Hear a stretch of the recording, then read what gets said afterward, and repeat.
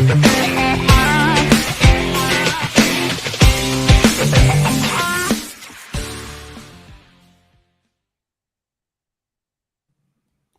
y'all, welcome back to another episode of Tech Backstage. We've been off for the last little bit. I was trudging around New York City, but I am back now and joined by our guest today, Zvi Band, founder at CampSocial. How you doing, Zvi?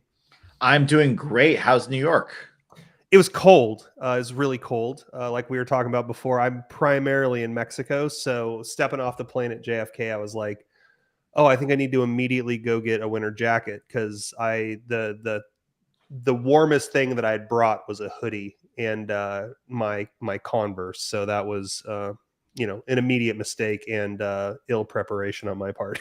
As prepared as I am, and even though I live just south in DC and like I have full winter gear, it's surprising every time I get to New York, there's like a certain level of cold that I'm not fully prepared for. So yes, even I've bought more winter clothing in emergency basis in New York too.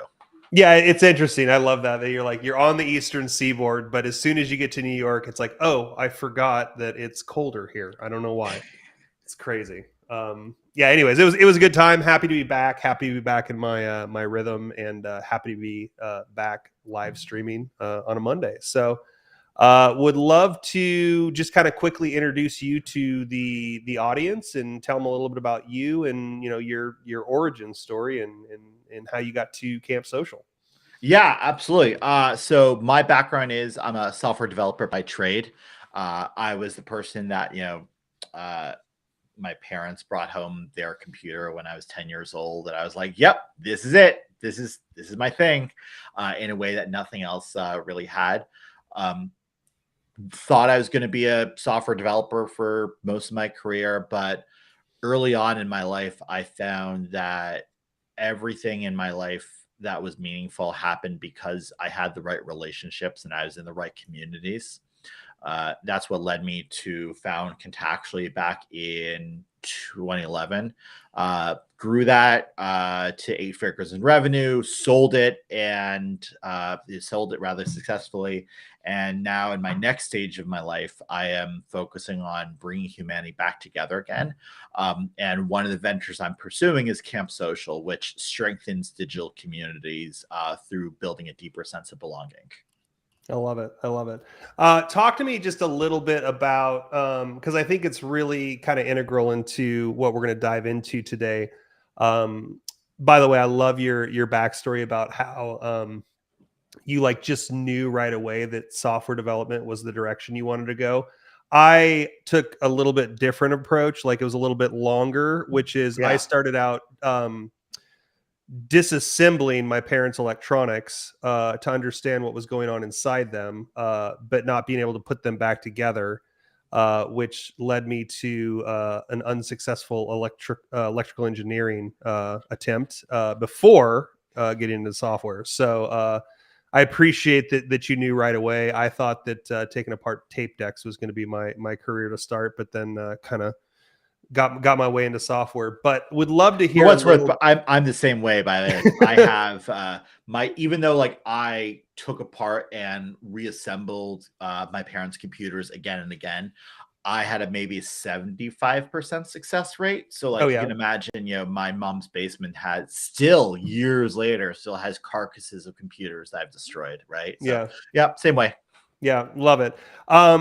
But what I just love to talk a little bit about, first and foremost, going from being a software developer into now a serial entrepreneur, successful serial entrepreneur, and talk a little bit about like what that journey was for you. You talked a little bit about being in the right circles at the right time, but what was that kind of drive to go from being a software engineer into being an entrepreneur and actually leading companies?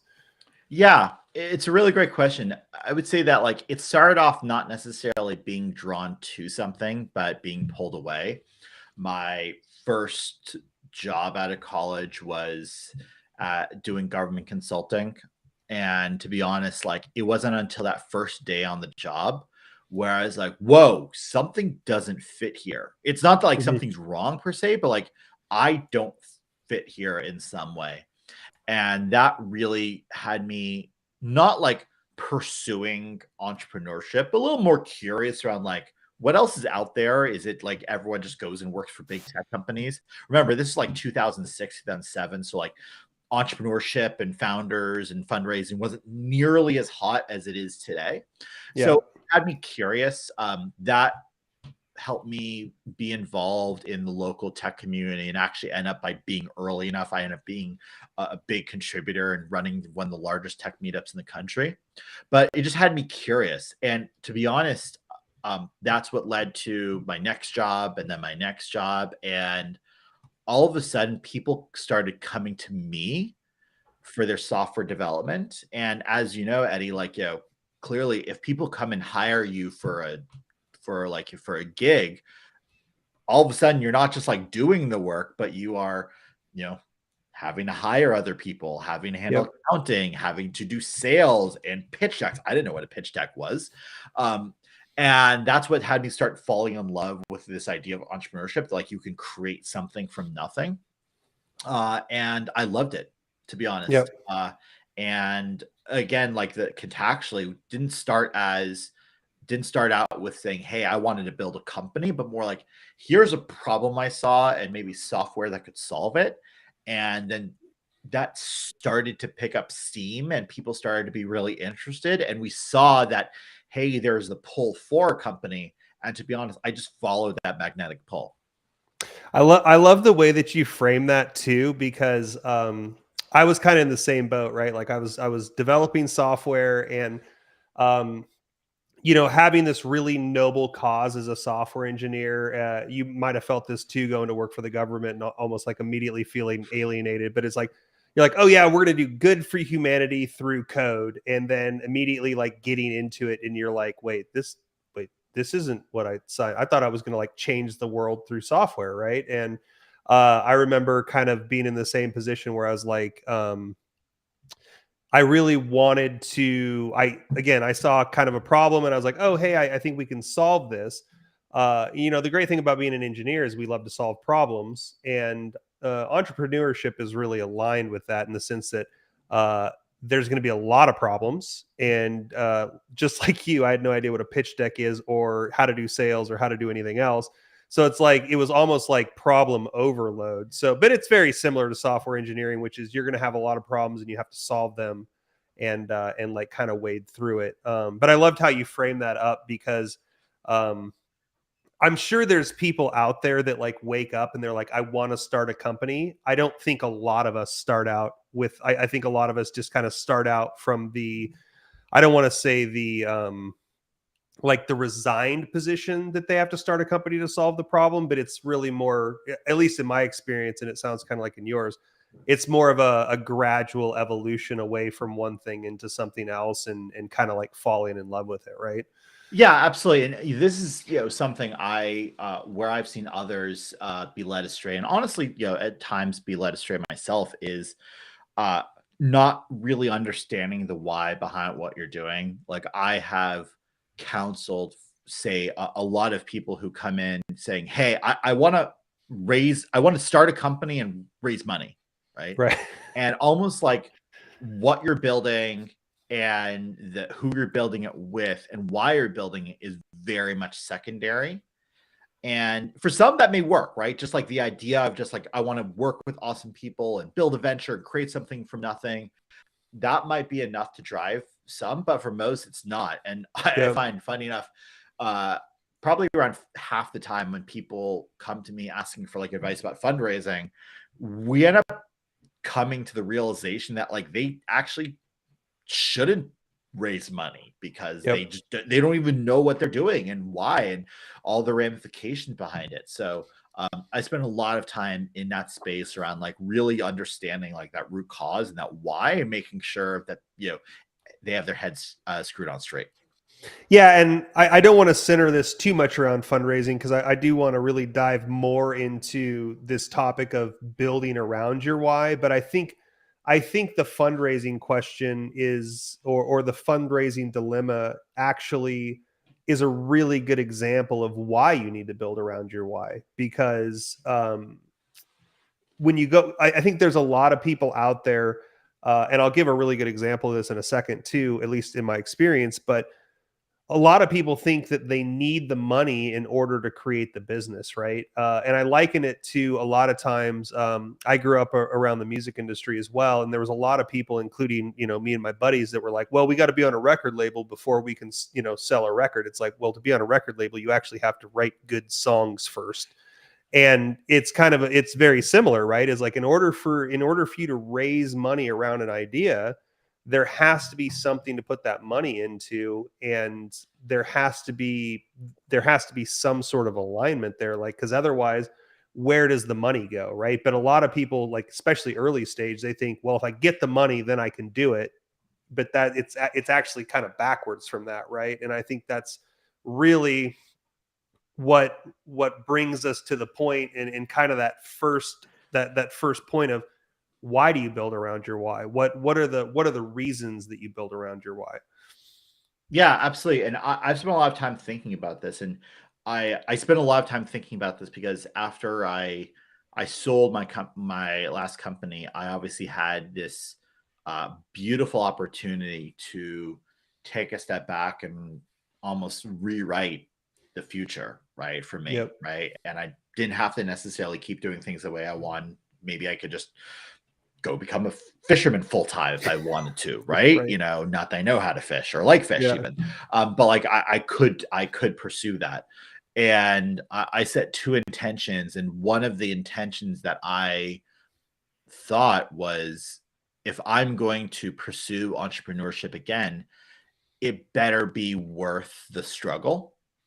Yep. And for me, I associate struggle with meaning. Like, what is meaningful enough for me to pursue that is worth the toil and stress and challenges and opportunity costs of entrepreneurship. Yep. And for me, I end up gravitating really heavily towards having a why, having a thesis of what you wanted to see in the world, and pursuing that solely head on. Yeah. Well, and I think I think really having that as your compass is a very important starting point, right? Because there's so many other things uh, built around the why. And there's a lot of people out there, and I remember when I was first starting my company. There's a lot of people out there. They're like, "Oh, you need to define your mission and your values and your vision." And, like, for somebody first starting out on the journey of entrepreneurship, like, that's a lot to digest if you've never done it before, right? But when you have your why, it's a lot easier to come up with, I don't want to say a roadmap, but it's like, let's take CampSocial for a second, right? Like, when you have your why, it's a lot easier for you to make decisions based around that why, like the direction of the company, for example, right? Like, let's say CampSocial was, like, what if your why was change marketing, right? That would completely change the direction of what CampSocial is, right? As opposed to what your guys' current why is. And in order for you to, for when you have that why, all of a sudden you're at this point where you have to make a decision, and you can go, okay, does that support what we're trying to do, or does it go against what we're trying to do? Yeah, exactly. And it also can serve as that internal, like, an Iron Man kind of, like, that glowing Yeah. core Yeah. that at all times, like, guides you Yeah. through any struggles. And it definitely has for me. There have been many, many times where I wake up going like, what am I doing? Why am I doing this? Right? I could Mhm. go become an investor, or go build a different, more easily achievable company. And I kept kind of knowing, saying like, no, no, this is my why. This is why I'm pursuing. And to be honest, I've seen like a lot of people different whys. For me, like, I have a thesis of what I wanted to see in the world and how I believe I can make the world a better place, and I want to pursue that. Some may have more personal pursuits, like wanted to achieve financial freedom, or wanting to just enjoy their day to day. I know some people saying, hey, honestly, I just want to work with really cool people, and like the actual thing we're building is very much secondary. And I'm very open to that. We're more and more open to that now. But for me, I chose this like, hey, I have this problem. I wanted to make sure, I called this a 10-year problem. Like, what is the problem space I could spend the next 10 years of my life pursuing and Mhm. still be excited every single day? Yeah. And I love what you're talking about right now too, because you don't like, especially when you're talking about, oh, I just want to work with cool people and stuff. Like there could be secondary wise, right? Like you can want to attack this primary problem, but you can also want to do it in a way that is different from how other people in the space are attacking it. Or you can build a culture at a company that is supporting your why based around your values as a person. Like it, you know what I mean? You can attack a principal problem, I think, and still be able to bring a couple of things in underneath it, right? But I think when you're starting a company, that vision's really important. And again, circling back to the fundraising, I don't want to talk about fundraising as like the primary thing we're discussing here, but a lot of times, especially when you're talking about a thesis right now, there's a lot of VCs out there that align themselves around a thesis, and there's a lot of investors out there that are looking to buy into a vision, right? And especially when you're early stage, it's not even just about the money, it's about the people that are going to come work for you, right? If you're hiring people and they aren't aligned with your company's vision, with the problem that you're trying to solve, they're probably not going to be a long-term fit for the team because that's probably not a priority for them, right? Yeah, and and to build on that, or maybe to a slight tangent, what we learned, and I remember, I still, like, by the time we sold, I was still onboarding every new member of our team, Wow. um, because I still really wanted to make sure they understood not necessarily just the why of the company or my why being in this, but to understand their why. And I fully appreciated that. Yes, there were a lot of people that our last company, CampSocial, was all about building and maintaining personal relationships, as I'm still very passionate about nowadays. There's some people who love that, just were woken up every day really excited about that. And I was honest saying, hey, listen, but we're not saving the whales. We're not reducing global warming with this venture, but we are doing something that we believe is meaningful. And some people love that. Some people, in an abstract way, didn't care necessarily about the mission, but they loved and cared that we were mission led, right? And that we Right. had a why. Some saw that their why was mastery and autonomy. Bring to say, hey, I can come in here, having never made a sale in my life, and leave here in a seasoned enterprise sales rep. So mastery was one. Some just said, hey, I just want to work with really cool people that excited me. So even then, I at least made sure that someone had a why, because honestly, like, I saw that some people were like scratching their heads going, yeah, no, this is kind of cool. And, to no surprise, those are the people that you could tell, they didn't have that glowing core. Yeah, like they're like, "Oh, I'm just looking for the next step in my career," and then you're like, "Well, what is that next step in your career? What does it look like? Where are you headed?" Right? And it's just another job to some people. But I think that's a really good point that I wanted to bring up for my next question, actually, which is, uh, how do you find your why? How do you actually understand what it is that you're trying to accomplish, or maybe not even for entrepreneurs, but also people that are working for companies. How do they understand what their purpose is? Yeah, it's a great question. I feel there are a lot of different frameworks, and go on soul searching and deep journeys and everything like that, and read a bunch of books. I found two things to work pretty well. One is conversing with other people and understanding their why. I believe we are mirrors for each other. And so the more that we can have those conversations and understand, so like, why are you pursuing this? What are you passionate about? Right? Like, you may say, oh, I like that too. I'm interested in that. Or it ignites something about you, right? What is a deep belief that you have? The best tool, and I'm a software developer by trade, so I look for very like just give me a very tactical system I can do. Um, to me, the Ikigai model is really fascinating. It's IKIGAI, and it's a Japanese concept that's basically asking yourself 4 questions: What am I passionate about? What am I good at? What can I get paid for? And what does the world need? And just honestly, open brainstorming exercise, answering all 4 of those questions.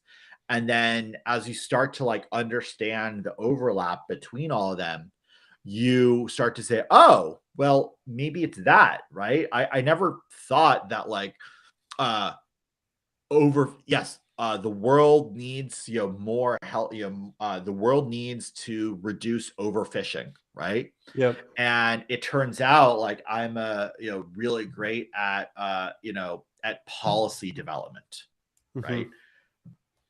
Maybe I should go and do policy development to reduce overfishing in the world, right? Like again, like total completely random example. But Right. for me, I ran through that exercise. And what came up very clearly for me as I thought about all of this was building tools for human connection.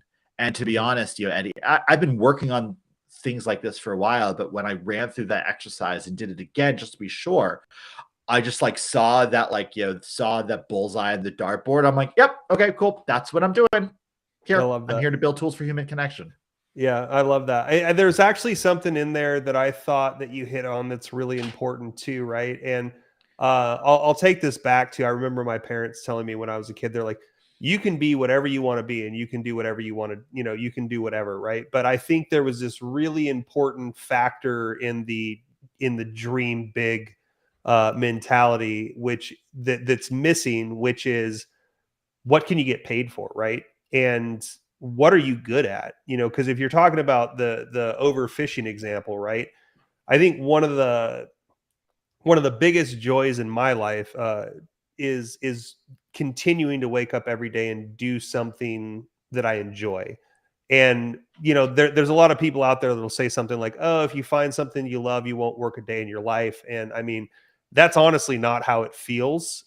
There's a lot of days where I do wake up and I'm like stoked to go to work, and then there's other days where you're just like, I need a nap.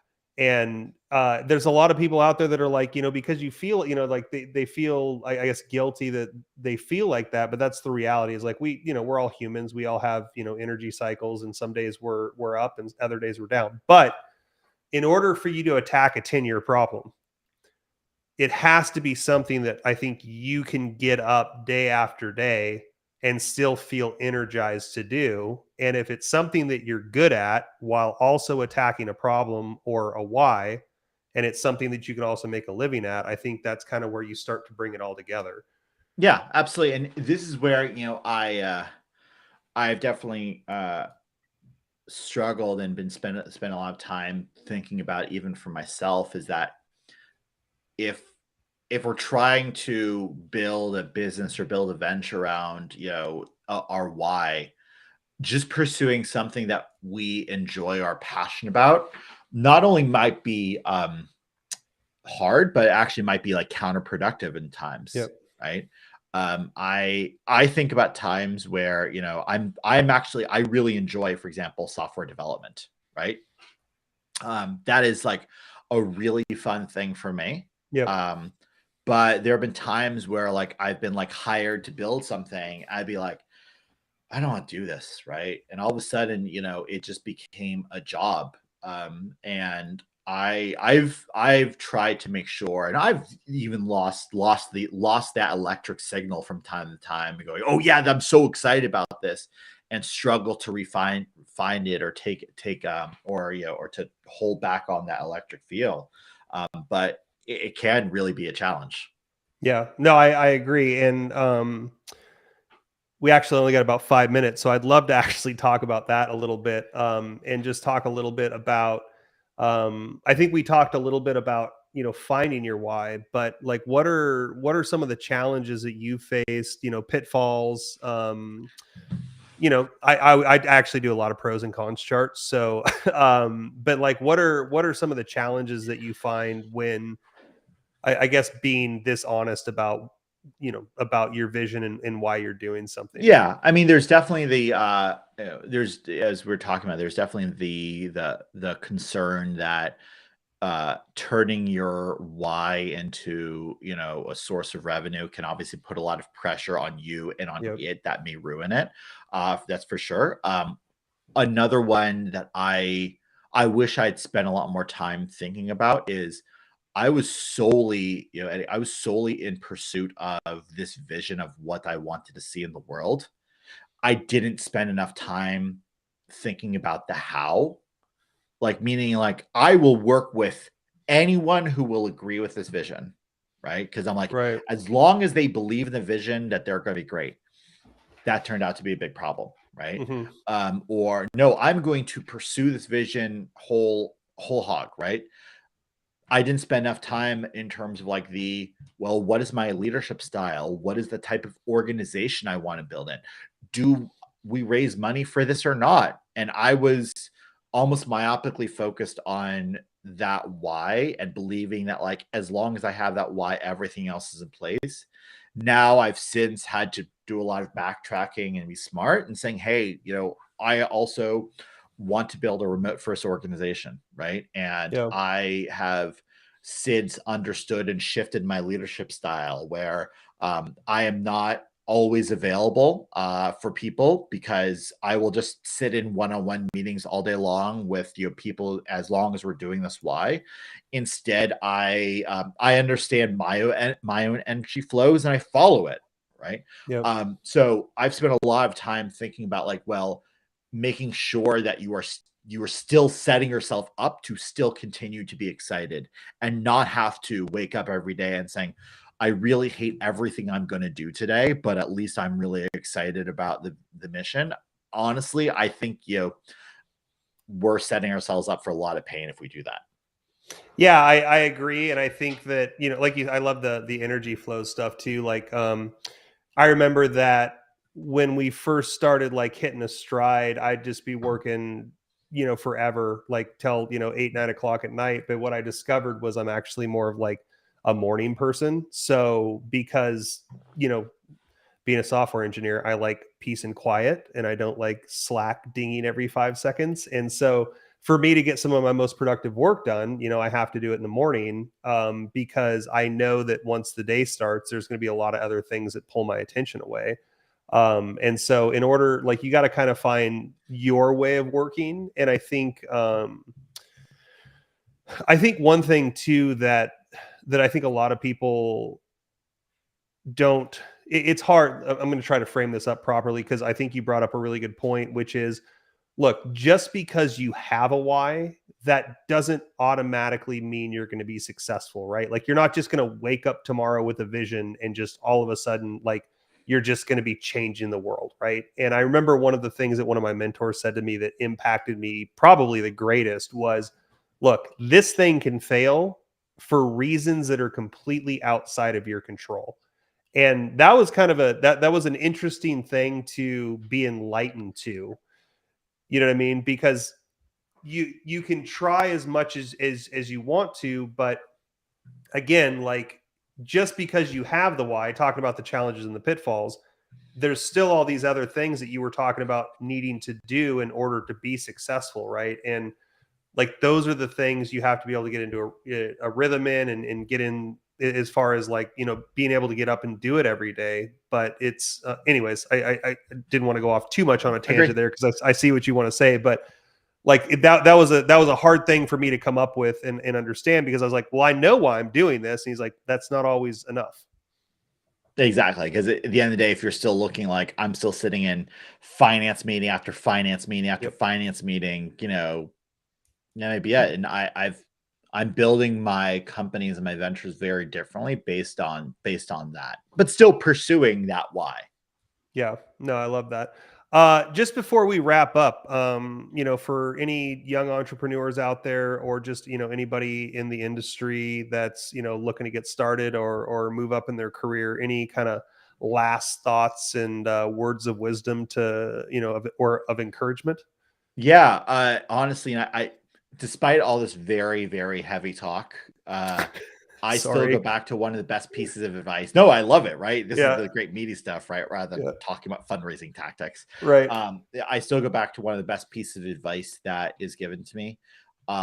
Just have fun, right? Yep. Just remember this is fun. Entrepreneurship is fun, building companies is fun, building ideas is fun, pursuing what you want to do is fun.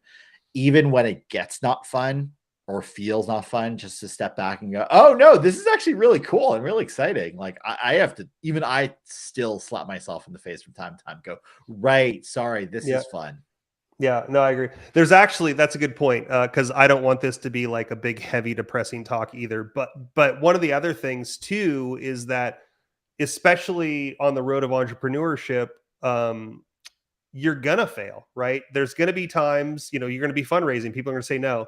You're gonna want to hire somebody who you think's a perfect fit for the position, and you're gonna get to like the final interview, and you'd be really excited to send them an offer, and they're gonna be like, you know what, actually, I got a better offer at this other company, and then you're gonna be really disappointed because you have to go back and find somebody else. And like, but the thing is that I tell a lot of the people that work for us this, which is there are very few times when you're going to make a decision and it's going to take you backwards, right? Because even if it doesn't take you exactly to where you want to be, it's going to get you, You learn. yeah, you learn, or you get a little bit closer to where you want to go, right? And so, and it's always about getting up every day and just trying to take another step or two forward, right? And like you said, at the end of the day, try to enjoy it, try to learn from your experience, and just, move and grow with that. Exactly. Yeah. We are over time, Zvi, but thanks for taking the time to chat. I love, especially talking with serial entrepreneurs as well, because, it's something that you've been through a couple of times at least. And so it's great to see and talk to people who have had, success and are repeating success based upon these fundamentals. So I appreciate you taking the time. Thank you. We're especially kind of crazy. Thank you so much for this, and to Yeah. Carlos for producing this, and really appreciate the questions and the conversation, the chance to share a little bit of our story and the why. Yeah, absolutely. I love it. Carlos, before we go, we got a full week. You want to do announcements really quick?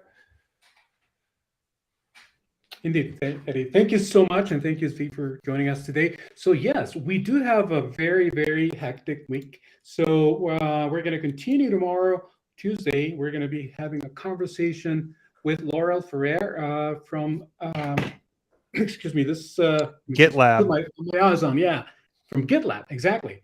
That should be interesting. So, and that's on Tuesday. And Wednesday, the following day, we're going to be speaking with Rudra Deb Mitra, the founder and CEO of Omdina.